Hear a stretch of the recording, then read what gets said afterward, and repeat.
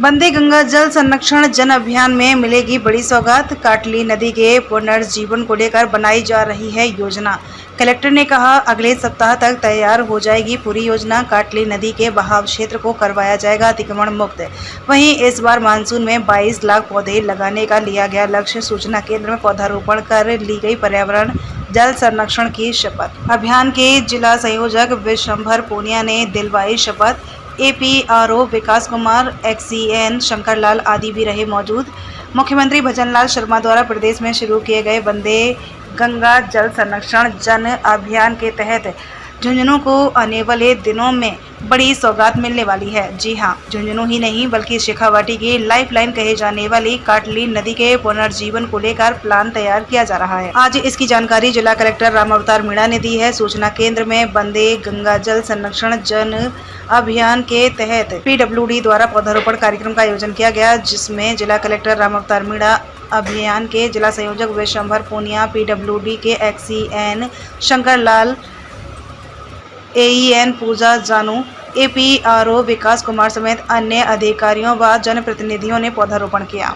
वहीं इसके बाद विशंभर पूनिया ने सभी को पर्यावरण और जल संरक्षण की शपथ दिलाई। इस मौके पर जिला कलेक्टर राम अवतार मीणा ने बताया कि अगले सप्ताह तक हम काटली नदी के पुनर्जीवन को लेकर पूरी योजना तैयार करेंगे, जिसके बाद आमजन जनप्रतिनिधियों के सहयोग से सरकार के मार्गदर्शन और न्यायालय के निर्देशों के तहत काटली नदी के बहाव क्षेत्र को अतिक्रमण मुक्त करवाएंगे। साथ ही आशा करेंगे कि इस बार मानसून में अच्छी बारिश हो, ताकि 2 दशक बाद एक बार फिर काटली नदी पुनर्जीवित हो सके। उन्होंने बताया कि इस बार मानसून में जिले में 22 लाख पौधे लगाने का लक्ष्य, PWD को भी 10,000 पौधे लगाने का लक्ष्य दिया गया है, जिसके तहत आज सूचना केंद्र में प्रतीकात्मक पौधारोपण किया गया है। पौधारोपण में भी झुंझुनू जिला इतिहास बनाएगा।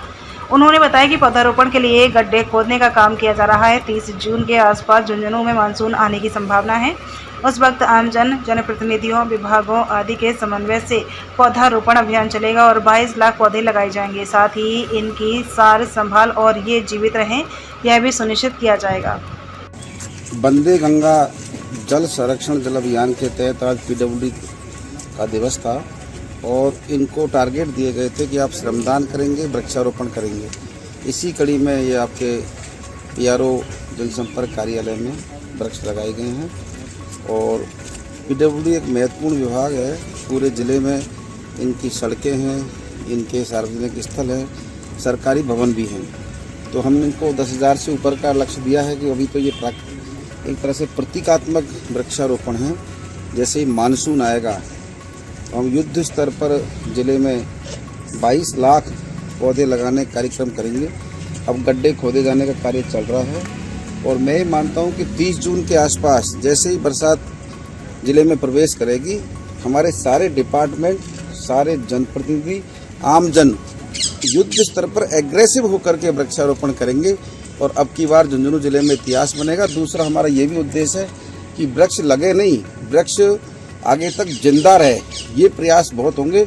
और हम काटली नदी के पुनर्जीवन की भी कार्य योजना बना रहे हैं और आपको अगले सप्ताह तक हम ये बता देंगे कि किस तरह से हम काटली नदी का जो उद्गम स्थल है वहाँ से लेके जहाँ पर ये चूरू ज़िले में मिलती है या विलुप्त होती है, उसको पूरे नदी के बहाव क्षेत्र को आम जन के सहयोग से, जनप्रतिनिधियों के सहयोग से और राज्य सरकार के और माननीय उच्च न्यायालय के निर्देशों के क्रम में खाली करवाएंगे। और ये कोशिश रहेगी कि काटली नदी में जो आज से 2 दशक पूर्व जिस प्रकार से पानी देखा गया था और ईश्वर की इंद्र की कृपा होगी तो वो पानी चलेगा।